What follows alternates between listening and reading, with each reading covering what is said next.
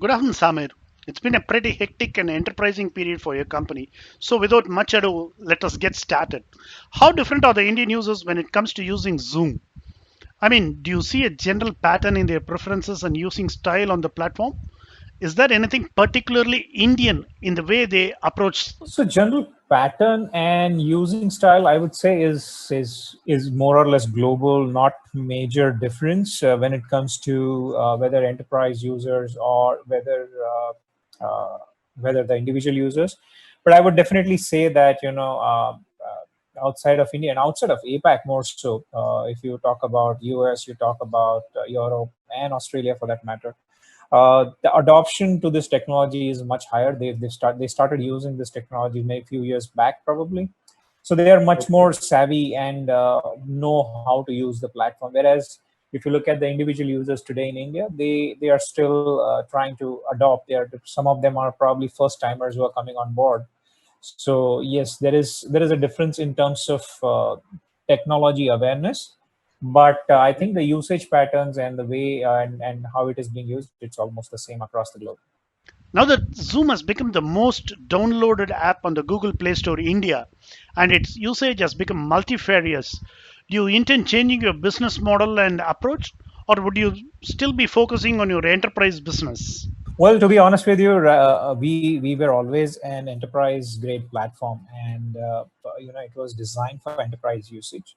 What happened in this pandemic situation is all the individuals and people started to use Zoom to stay connected to their near and dear ones, or even to work from home. And we are glad that we are helping people to stay connected. Our focus right now, at least till situation normalizes or the pandemic goes down, or things improve, we will continue to help people. That's what our goal is. Probably once things start returning to normal, that's when we will sit back and think as to what we really want to do. But at this stage, our focus is to help people remain connected. How do you foresee your business to pan out in the post COVID 19 world? Do you feel the online meeting ways are here to stay, or would they peter out after this lockdown is over? In India, Zoom has been singled out by the government to stay away from. There has been a specific advisory on it.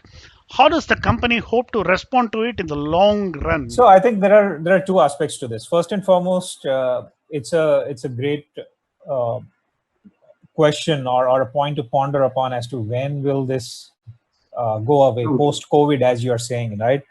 That is the first question itself, whether lockdown and life is going to return to normalcy. So I think that's a huge if and but.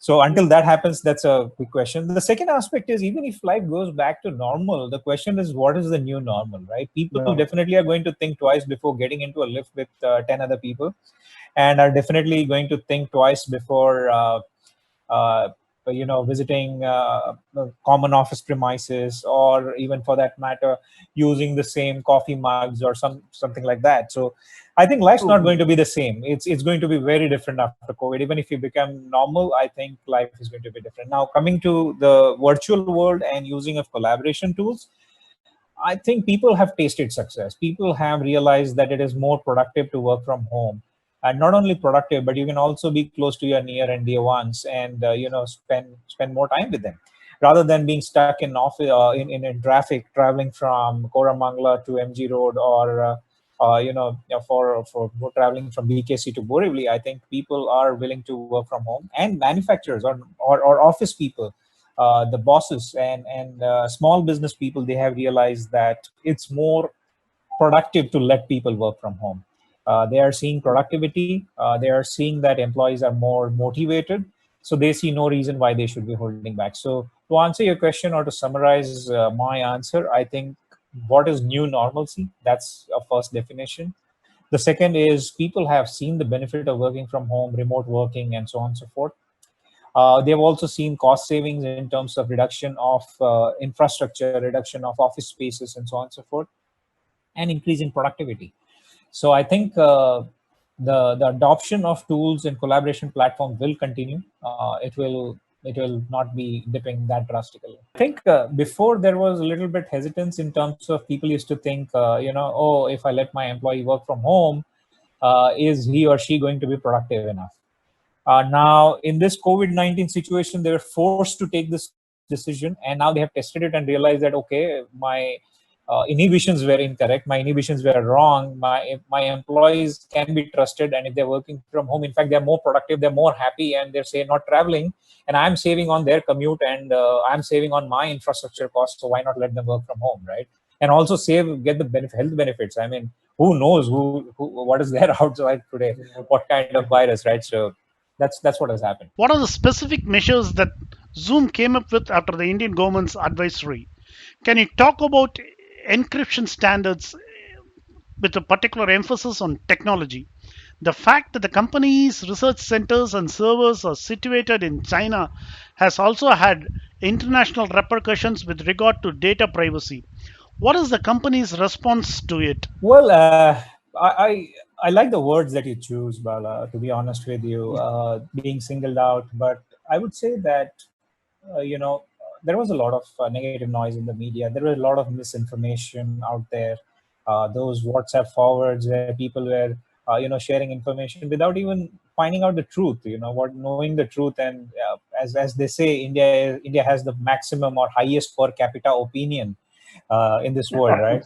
So I think there was a lot of misinformation. A lot of it is clearing out, and thank you for respectable media houses like yourselves and people like you for helping us share the right information. But as a thing to do, and what we are doing right now is we are engaging with the government. I think they are also right in their place, because they want to protect the Indian citizens. They want to ensure safety of we all, right? Even I am an Indian, so obviously I come under that. So the fact is that their decisions were based on whatever information was there. Now it's up to us to share the right information with them. We are engaged with them, and we will share everything that's relevant or required to prove the safety, security, and privacy of our users, which is a process which is already begun, and we hope that it gets concluded in a positive manner. We are sure that the government will take a right decision. On that front, again, we talked about a little bit on the misinformation out there, and this encryption part is, again, there was a lot of misinformation out there. To tell you the fact, if like you're joining this meeting for using a mobile device, I am joining it using my laptop, and so is Abhishek, and somebody else. As long as you're using a Zoom client to join the meeting, your meeting data is encrypted, period. And it was encrypted right from day one, and it was encrypted in one of the best formats of encryption, right? So that was the case. But what people need to understand is that this is a unified communication and collaboration platform. So what it effectively means is that people just don't have a meeting from a Zoom client to Zoom client. They could have a meeting or join a meeting via a normal mobile phone or a PSTN landline phone, and also through some other Polycom or Cisco or any other endpoint or video conferencing devices. Now, when such devices come in or information or people join from that, the encryption format changes to match, right? And when you join from a PSTN phone, probably that is the piece where there is no encryption. But again, as soon as it enters the Zoom cloud, your meeting was always encrypted. Now, what we've done is, because of all the noise that is happening, what we've done is we've taken it even one step ahead. We've taken it to the latest and the greatest and the best format of encryption, which is 256 GCM bit encryption, which is the highest available encryption today in the market, and that's what we are doing. Not only that, but we've also acquired one more company, Keybase, which is specializing with these skills. And what we are doing is, for some customers who do not want to join our platform using some other devices or other format of communication, we would be allowing them in the near future to join only via Zoom clients, and that will be entirely end-to-end encrypted, right? So that's what we are going to do. So taking it to the next level, that's in the plan. What is the fact and what is the truth? That's the thing. People also, first we thought that this was a misinformation based on probably the mistake that happened. Now you need to understand that we grew at a very fast pace. As soon as when there was a COVID-19 situation which happened, our first goal was to allow the schools and individuals to stay connected. So we allowed or made our platform free for schools, and today more than 100,000 schools are using our platform absolutely free of cost in more than 25 countries, 25 countries. Now, with this kind of surge, we had to take some fast steps. And in that, we there was a mistake from our side where our data centers in China, which are designed to serve only the customers in China, and they're restricted. No global traffic goes there. We unfortunately left the servers open for global traffic for a small period of time, less than a day, and that was something which was on our part. However, the point to be noted is we have 17 data centers globally. Point number one, two of which are in India. One is in Hyderabad, one is in Mumbai. And how it works is if the one of the data centers nearest to you is clogged, that's when you go to the near second data center. All the data centers would have been clogged, only then would have probably gone to China. So that was a very rarest of the rare occasion that happened, but it did happen, and there is hardly any data which went there. But we took a corrective step. We improved it. Now, this got flagged off. This was represented. Oh, this is a Chinese company, and so on and so forth, which is absolutely a misconception. We are an American company. Our founder, CEO, is an American citizen for last more than a decade. Has been staying in the US for more than, I think, close to 2 decades or so. And you know what? We are a Nasdaq listed company, and we've got nothing to do in China, as in other cases. A lot of companies have. We do have our engineers out there, and that is I've voluntarily declared in our filings with the Nasdaq and the security companies. It's voluntary declaration, and those engineers are not part of they don't have access to Zoom code. Let me put it that way. They are a subset of employees who do the development piece, and a lot of companies have that development offshore, outside, right? So that's what it is. But there's a lot of misinformation. No, data was not routed to China. It is not getting routed to China. For India, for paid customers in India, the data center is Mumbai and Hyderabad. For free users in India, the data center is US. No, we don't store any data. That's very clear. That we follow the GDPR, we follow the US rules and regulations, and we also comply with most of the Indian laws that are there. And as and when India brings in future laws regarding data residency or data privacy, we will definitely be complying with that as well. What are your specific strategies to penetrate tier 2 and tier 3 towns in India? And do you have the stats on the usage in tier 1, 2, 3 cities? Do you have those numbers? And talking of numbers, are those numbers different for different segments like enterprise and education? Bala, we have not done that breakup as of now, because again, to be honest with you, I myself have been working more than 18, 19 hours a day for the last 45 days. Agreed. It is crazy, absolutely. We are focusing on helping people. That's our goal right now. We don't want to look at the statistics, but in the future, I think it's not that we want to serve only tier one country cities or so on and so forth. We look at India as a holistic way, and that is one of our USPs, that our product works excellently well, or it's amazing performance even at low bandwidths, right? You yourself try to join in from a mobile phone, and even at a heavy packet loss, we could hear you, we could see you, right?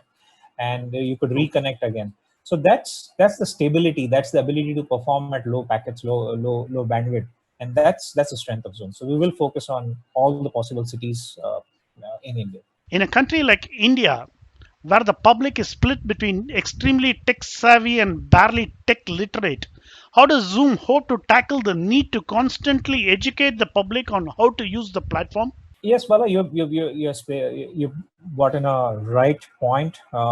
We always have been focused on small to medium to largest of the large enterprises. So Zoom has been adopted across the verticals. What COVID-19 has done is probably brought in additional focus on the education sector, right?